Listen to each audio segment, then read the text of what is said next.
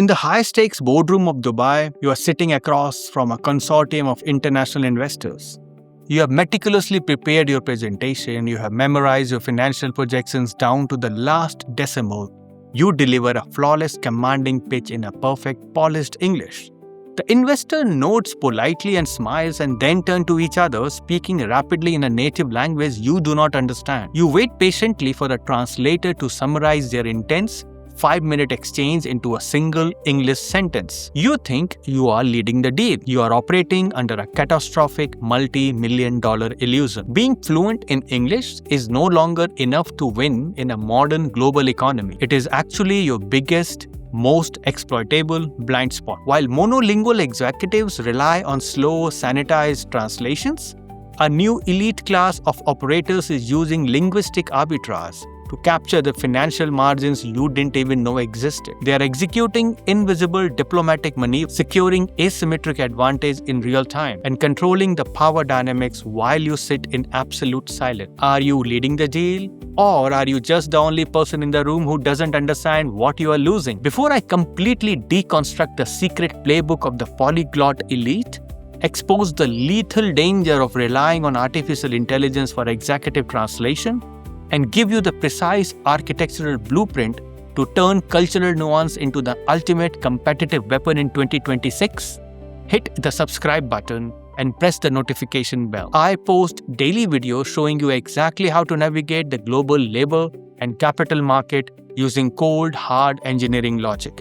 You do not want to miss these execution protocols. What if the most critical billion-dollar phase of a negotiations happens in silence between the translated words? Grab a notebook. It is time to stop operating at a permanent informational deficit and start leveraging the ultimate human algorithm. Welcome back, I'm Dr. HR. To understand why my approach to the corporate negotiation and a human capital is aggressively different from the standard communication advice peddled by legacy management consultant, you must understand my underlying structural logic. I hold a PhD in human resource, a bachelor's in computer engineering, and a master's in HR. I do not view language as merely a tool for friendly expression or cultural connection. I view language as a highly encrypted data stream. Operating on the ground here in Dubai since 2010, consulting for Tier 1 corporate entities, sovereign wealth funds, and global banks, I have monitored exactly how capital changes hand. In the modern hyper-connected market,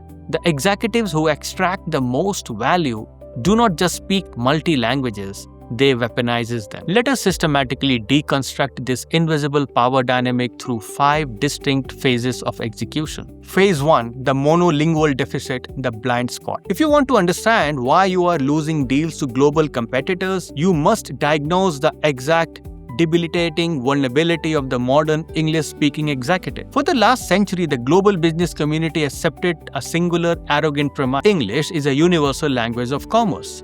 Executives from New York, London, and Sydney operated under the assumption that if they forced the rest of the world to meet them on their linguistic territory, they held the home field advantage. Today, that assumption is a massive structural liability. When you walk into a multinational negotiation in the DIFC, armed only with English, you are not establishing dominance, you are establishing a hard limit on your situational awareness. Imagine attempting to day trade on a global stock market, but your data feed is permanently delayed by 15 minutes. You are making massive financial decisions based on obsolete filtered information, while your competitors are executing their trades in real time. This is exactly what happens when you rely on an interpreter, or worse, when you rely on the opposing party to translate their internal deliberation for you. You suffer from the monolingual deficit. You are receiving a sanitized, delayed, and strategically altered version of reality. You hear the literal word they choose to share with you, but you are completely blind to the emotional tension, the subtle hesitation, and the internal disagreement happening right in front of your face. You cannot read the room because you cannot decode the frequency. You cannot win a high-stakes negotiation if you are consistently the last person in the room to understand what was actually said. Phase 2, the mechanics of linguistic arbitrage. To escape this informational deficit, the apex operators of the 2026 do not learn languages for cultural enrichment. They execute the strict mathematics of linguistic arbitrage.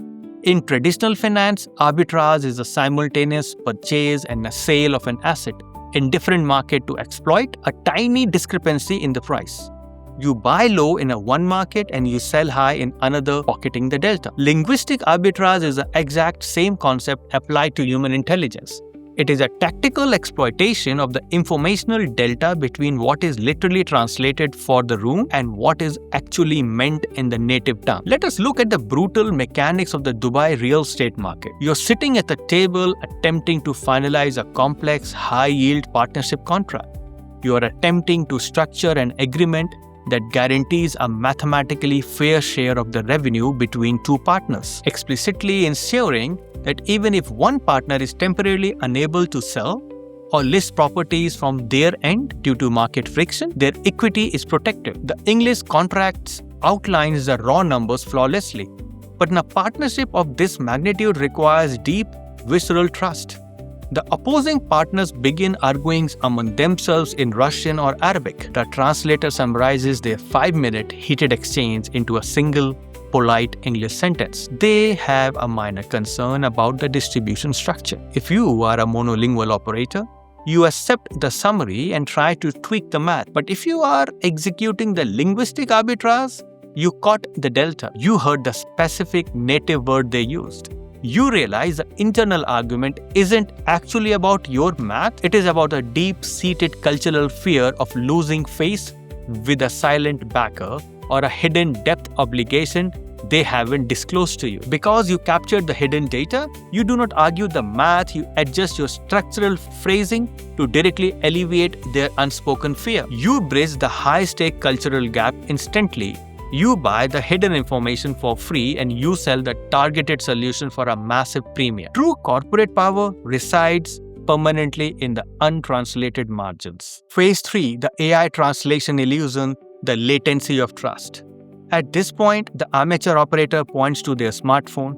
They claim that the era of learning languages is over because artificial intelligence has solved the problem. They believe they can simply put an AI translation earpiece in their ear or run a large language model on their laptop and instantly level the playing field. This is the AI translation illusion. It is absolutely true that LLMs can now do the heavy lifting of basic syntax. If you need to translate a technical manual, a standard operating procedure, or order a coffee, the machine is flawless.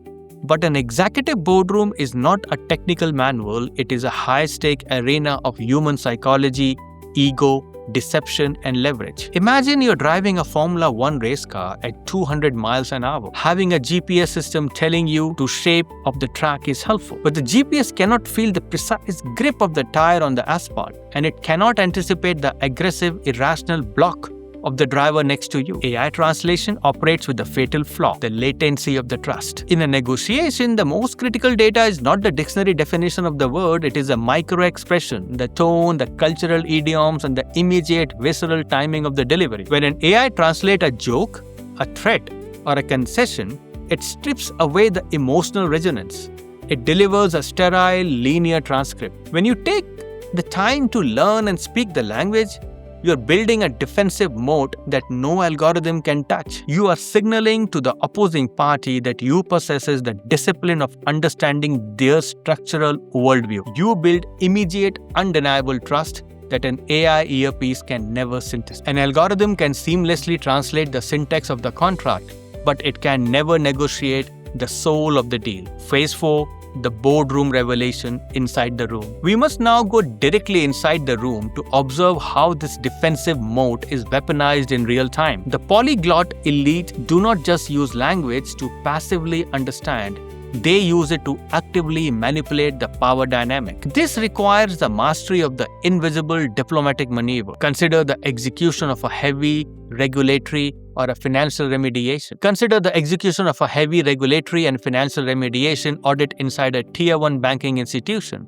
You are brought in to investigate a massive compliance failure. The official documentation is written in immaculate English. The executives present their defense to you in rehearsed corporate English. But the actual systematic risk, the true bottleneck causing the compliance failure, is hidden in the operational friction on the trading floor. When the floor managers explain the process to you, they inevitably revert to their native dialect when they are stressed or frustrated. This is where the elite operator deploys asymmetric listening. You do not announce that you understand their language. You sit in the room projecting the persona of a polite, monolingual auditor. You allow them to speak freely in front of you, mistakenly believing their conversation is entirely encrypted by their native tongue. You act as a stealth bomber, flying completely under the linguistic radar. You gather the raw, unvarnished truth of operational failure. Only when you have compiled the complete architectural reality of the situation do you drop the facade. You execute the tactical switch, pivoting flawlessly into their language to deliver your undeniable structural solution. The psychological shock of the tactical language switch instantly shatters their resistance. You establish a total dominance over the room because you bypassed their defensive entirely. They realize they have been completely transparent while you remained entirely opaque. The contract is legally bound in English, but the actual leverage is secured in the native tongue. Phase 5. The sovereign communicator. You now understand the architecture of the game. If you wish to survive the hyper-evolved 2026 economy, you must transition from a monolingual liability into a sovereign communicator.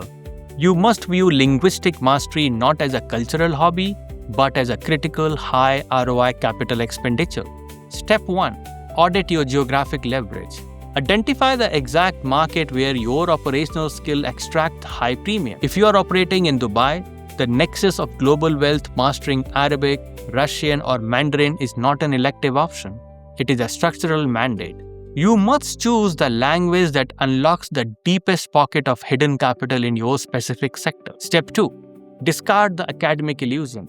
Do not attempt to learn a language by memorizing grammar, textbook, or using gamified app designed for the tourist ordering food. You are an executive. You must learn the language of your specific battlefield. If you are in finance, learn the vocabulary of risk, compliance, and equity. If you are in real estate, learn the idioms of negotiation, trust, and structural partnership. You do not need to read classic poetry. You do not execute commercial contract. Step 3. Weaponize the silence.